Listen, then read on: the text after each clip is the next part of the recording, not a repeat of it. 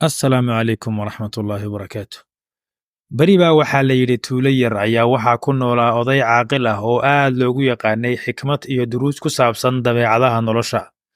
Maalin maalmaha ka mid ah ayaa nin u yimid oo ku yidhi odaygii xikmadda badnaa, mudane, waxaan dareemayaa niyad-jab aad u daran. Waxaan dareemayaa inaan rajo beelay ee may caawin kartaa. Caaqilkii ayaa intuu eegay ninkii ku yidhi waan ku caawin karaa, laakiin marka hore waa inaad fahantaa nooca farxadda iyo murugada. Ii sheeg waxa kaa farxiya. Ninkii ayaa ku jawaabay, markaan haysto lacag badan waxaan dareemaa farxad. Markaan la joogo asxaabtayda iyo qoyskayga waxaan dareemaa farxad. Markay wax walba oo noloshayda ahi ay si fiican u socdaan waxaan dareemaa deganaansho iyo farxad. Caaqilkii ayaa madaxa ruxay oo haddana weydiiyey maxaa ku dhiba ama ku murugo geliya.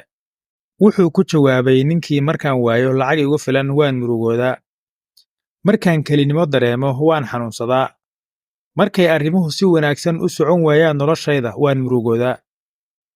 Caaqilkii ayaa yidhi, saaxiib, ma aadan fahmin xaqiiqada dhabta ah ee farxadda iyo murugada.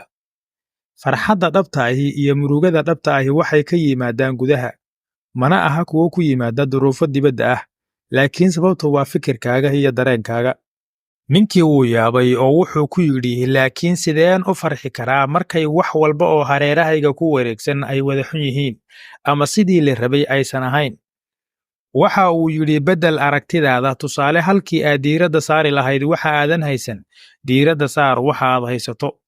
Waxaa la yidhi haweeney ayaa waxay halkudhag u lahayd ama ku ducaysan jirtay markay dhibaato ku dhacdo, wax ka daran hayow, wax ka daran ha igu soo dayn.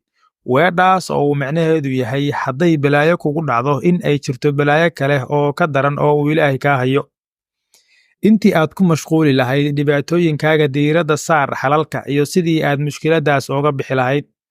Tan ugu muhiimsan, xasuusnow in aysan jirin wax joogto ah. Sida ay isu badbedelaan xilliyadu, sidoo kale way isbedbedelaan duruufaha nolosheennu.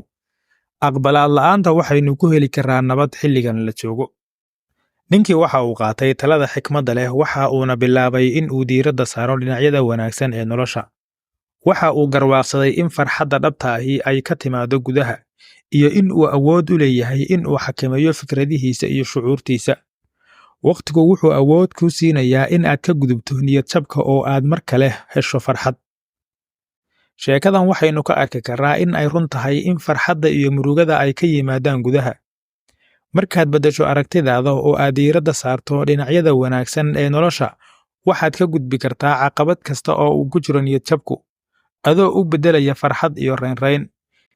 Intaas ayaan ku soo koobaynaa maanta. Haddii aad hayso qiso qurux badan, fadlan nala wadaag. Intaan mar kale kulmi doonno. Salaamu calaykum waraxmatullaahi wabarakaatu.